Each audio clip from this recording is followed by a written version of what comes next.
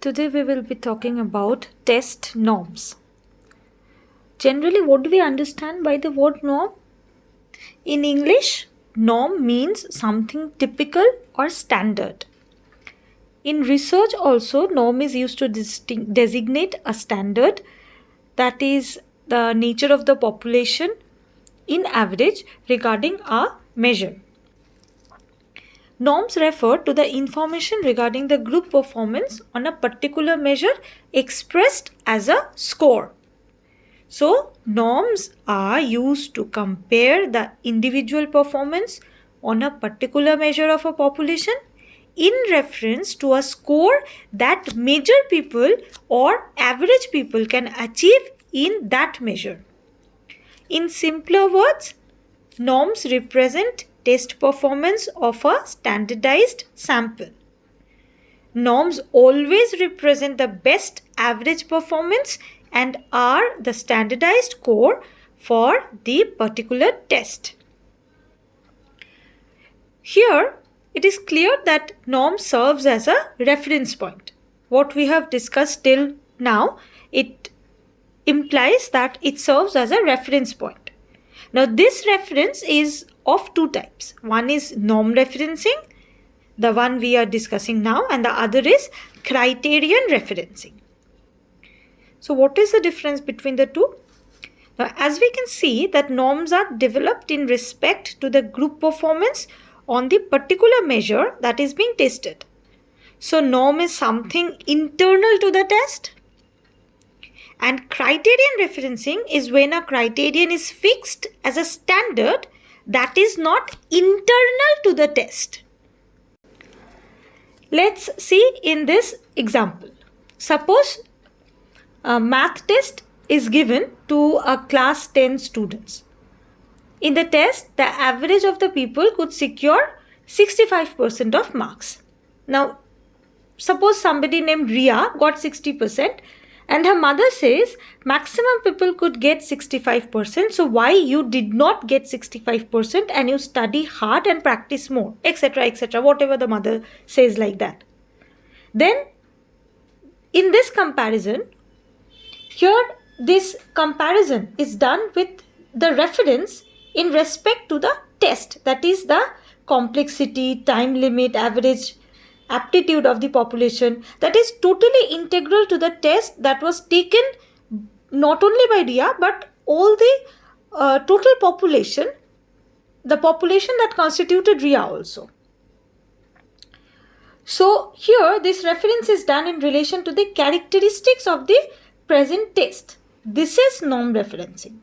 But if her mother compared Ria's performance with that of her elder sister, then she is doing the comparison in respect to the performance of a criteria who is not inherent to the test, because Ria's elder sister has not taken this test. She has taken a test that is totally different from this, or much more before, or like that. We can think of it like that. So Ria's sister, then, because here Ria's sister is somebody who is external to the test. In this case, see, the population to which Ria belongs and to which her sister belongs is totally different. Tests were different, and according to the characteristics of the test also, because both the tests taken at different times could not be of the same complexity level, and obviously the general characteristic of the population must have varied. So actually the two population and the two situations of the test both varied. So here the comparison of performance is done in relation to a criterion. So norms are used as evaluation parameters of individual test scores. Now let's see, why do we need norms? Why the raw score is not enough? If interpretation is the only thing, why we can't do it with the raw scores? See, raw scores are relative measures. It changes from individual situations to test characteristics, etc. So raw scores of individual cannot be compared as they do not have a common reference point that depends on various situational, subjective and stimulus variables. But when we have a standardized score or norm that depicts the best possible performance of the average population in the most balanced situations. Therefore, the norms are used to indicate a subject's relative position in a normative sample. Next, norm also provides a comparable measure to compare the scores on different tests. As norm provide a scaling of a performance on a fixed scaling technique, it provide a common reference point of comparison. And thus, various scores expressed in terms of similar norms are comparable. For example, Z-score. When we are talking about the raw scores, then something expressed in units of grams cannot be, if you think of it in this simpler way, something expressed in the unit of grams cannot be compared with something that is expressed in unit of liter. So if we want to compare both the test scores with different units, then we have to convert both the test scores to a common scaling technique so that it can be compared. So norm serves that purpose. Okay, now we are coming to the types of norms. The first, there are actually 4 types: age norm, grade norms, percentile norm, and standard scores. Now we will be starting with the age norms.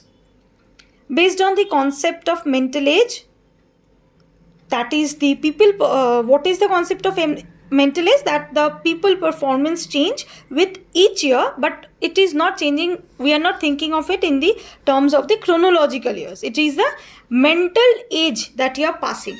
The mean raw score of the people in each age group within standardized sample constitute age norm.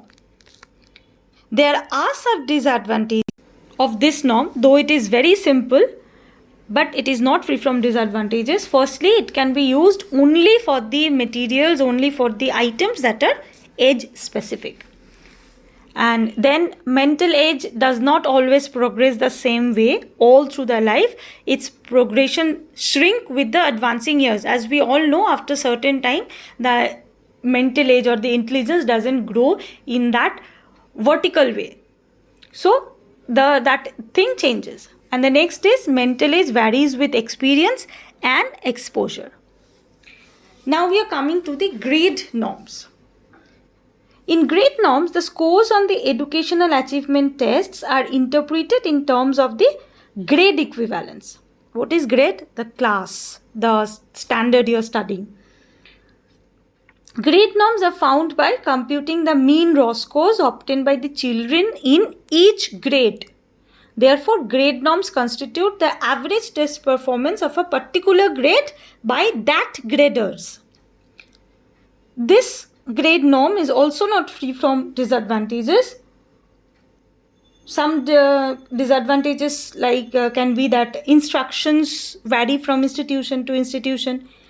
Then in this grade norm, we are not taking into account the individual difference in respect to the performance, and we are also not taking into account the intellectual variations.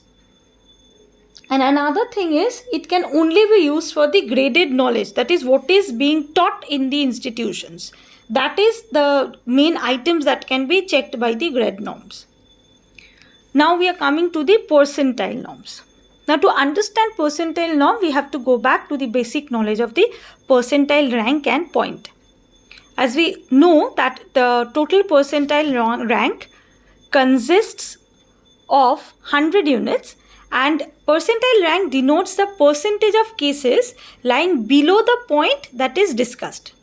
For example, if Ria has scored 15 in a test and 60% of the total students, that is the students who took part in that test with her, who took the test scored 15 or less, that means Ria has a PR of 60, or as 60% of the population lies below her performance, and her score 15 is the percentile point against which the percentile rank is computed. Now, this provides a basis of interpretation of the test scores and the position of the individuals in respect to the specific sample on which the test is done. Therefore, the rank is the percentile rank. And what is the percentile point? Percentile point is the score in respect to which the rank is decided. Now, this is very commonly used in psychological tests, very easy to compute also, and is applicable to all sorts of age-related and grade-related traits also. Now, lastly, we are coming to the standard norms. Standard norms are based on what shall we say? These are, now first discuss what are the standard score, because standard norms are based on the standard scores only. Now, standards, it is basically a derived score. Standard scores are derived scores with specific mean and SD. Now, various types of standard scores are there, like Z-score, T-scores, 10 scores. Now, Z-score is very popular, as we all are very much familiar with it. In another one is Stanine. This is also a very popular form of a standard score. What happens in this is, as we all know how the Z-score is computed, I'm not going deep into it, but the way in which we can compute or see Stanine is actually a short form for standard 9. In this scaling technique, the total test scores are distributed on a 9-point standard scale, starting from 1 to 9. With the here the scale in this 9-point standard scale has a mean of 5 and an SD of 2. And if we go on to understand in a very simpler way, now if we see that it is basically a normal bell-shaped curve, and that is divided into 9 parts, and each part is numbered from 1 to 9 from the left section. That is, we are starting numbering from the left section and moving towards right, and we are numbering it from 1 to 9. Here the highest and the lowest standard scores, what are those? That is, highest is 9 and lowest is 1. These highest and lowest standard scores of 9 and 1 respectively, they constitute the 4% of the scores, of the total score. Whatever that constitute the 4% of the total scores. And the mean, as we have already said, that Stanine has a mean point at 5. So the mean 5, that constitute 20% of the score. This is how a Stanine is formed, created.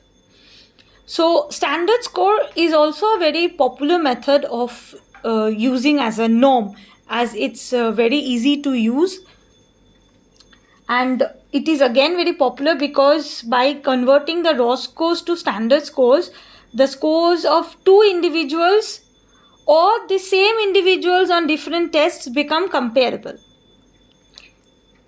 And secondly, the standard scores have equal unit of measurement, so its distribution size also does not vary. So it's become standard scores become very much acceptable by all the test devisers to have it as their norms. So this is all with the norms and types. If you have any doubts or any queries regarding this, you can always reach to me in my Google Classroom link, or you can point it over here, or we can discuss it in our doubt clearing class. Thank you, class.